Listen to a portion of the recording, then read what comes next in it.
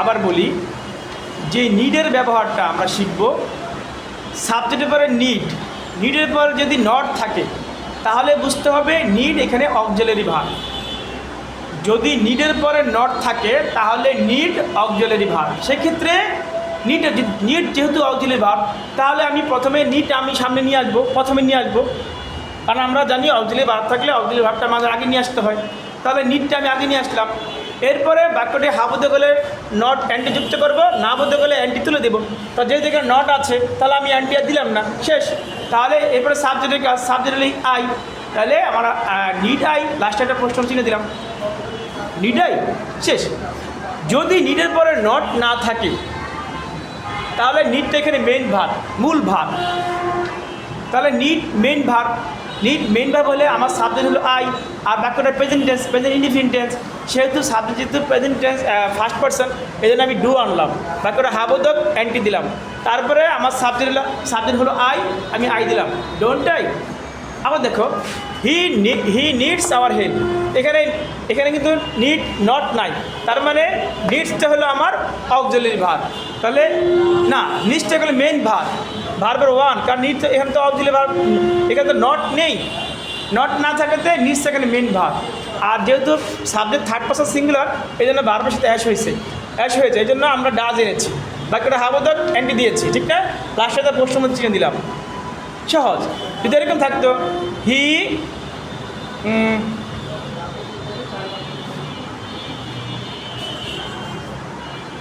আচ্ছা, এই পর্যন্ত বুঝছো কিনা সেটা বলো। যদি এরকম এই পর্যন্ত বুঝে থাকো, তিনটা বিষয়। একটা হলো নিডের পরে নট থাকলে আমার কি, আমি নিডটা অক্সিলারি ভার্ব, নিডের পরে নট না থাকলে নিডটা মেইন ভার্ব, ঠিক আছে? আর সাবজেক্ট এবং পার্সন অনুসারে, টেন্স অনুসারে আমি ডু, ডাজ, ডিড নিয়ে আসবো, কেমন? কিন্তু আমি যেটা বলছিলাম সেটাকে থাকতো যে হি নিডেড আওয়ার হেল্প। যদি এরকম থাকতো, আমি যেটা বলতে চাইছিলাম সেটা হলো আমরা যদি যেটা বুঝাই সেটা আমরা যেটা এখন বলতে যাচ্ছি সেটা হলো যে হি নিডেড আওয়ার হেল্প। এখানে নিডেড, তাহলে এটা পাস্ট টেন্স, ভার্বের টু আছে, সেক্ষেত্রে আমার সাবজেক্টের কোনো প্রয়োজন নাই, ঠিক আছে? তখন আমি কি দিব, ডিড দিব, কারণ পাস্ট টেন্সের সবার সঙ্গে ডিড, বাক্যটা হাবোধক অ্যান্টি দিলাম, তারপরে সাবজেক্ট হি, আমি হি দিলাম।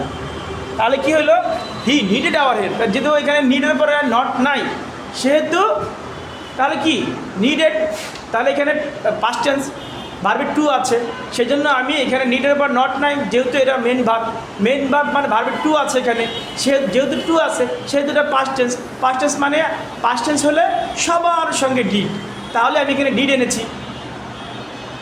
আর যেহেতু বাক্যটা হাবোধক, এই জন্য অ্যান্টি এনেছি, আর সাবজেক্ট হি দিয়েছি, ঠিক আছে?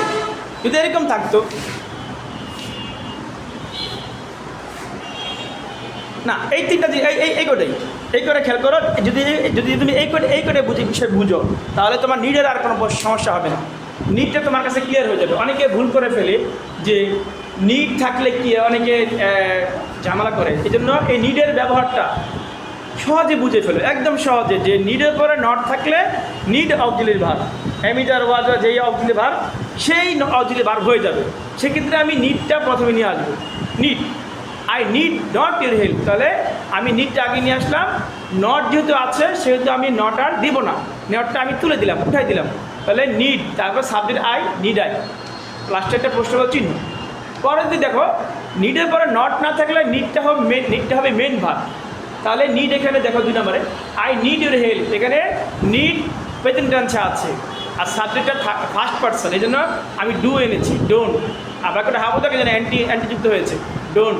সাবজেক্ট হলো আই, এখানে আমি আই দিয়েছি, তাহলে I need your help, don't I. তারপরে দেখো হি নিডস আওয়ার হেল্প, এখানে কিন্তু নট নেই, যেহেতু নট নেই সেহেতু এখানে নিডসটা হলো মেন ভার্ব, তাও আবার সাবজেক্টটা থার্ড পারসন সিঙ্গুলার, এই জন্য ভার্বের সাথে অ্যাশ হয়েছে। এক কথা মনে রাখবা যে ভার্বের সাথে তখনই অ্যাশ বা ইয়েস হয় একমাত্র প্রেজেন্ট টেন্সে, কারণ পাস্ট টেন্সের সাথে কখনো অ্যাশ বা ইয়েস হয় না। তাহলে এখানে প্রেজেন্ট টেন্সের সাথে হয়েছে বলে এখানে ভার্বের সাথে অ্যাশ হয়েছে, কারণ সাবজেক্টটা থার্ড পারসন সিঙ্গুলার, এই জন্য আমরা নিডস হয়েছে, যেহেতু এই জন্য আমরা ডাজ এনেছি, ডাজ, বাক্যটা হাবোধক অ্যান্টি যুক্ত করেছি, ডাজেন্ট, সাবজেক্ট হলো হি, এই জন্য আমরা হি দিয়েছি। তারপর দেখো হি নিডেড আওয়ার হে, যেহেতু এখানে অগলি ভার্ব নাই, নট নাই, তাহলে এটা মেইন ভার্ব।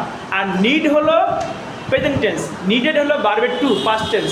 যেহেতু ভার্বের টু পাস্ট টেন্স আছে, সেহেতু আমরা বলছি পাস্ট টেন্সে সবার সঙ্গে সাবজেক্ট যেটাই হোক, হি হোক, সি হোক, আই হোক, উই হোক, third person, first person, second person, যাই হোক, যত প্রকার পার্সন হোক, পাস্ট টেন্স হইলে সবার সঙ্গে ডিড, এই জন্য আমরা ডিড এনেছি, বাক্যটা হাফ অর্ধেক এন্ট্রি দিয়েছি, তারপরে সাবজেক্ট হি আছে, হি দিয়েছি।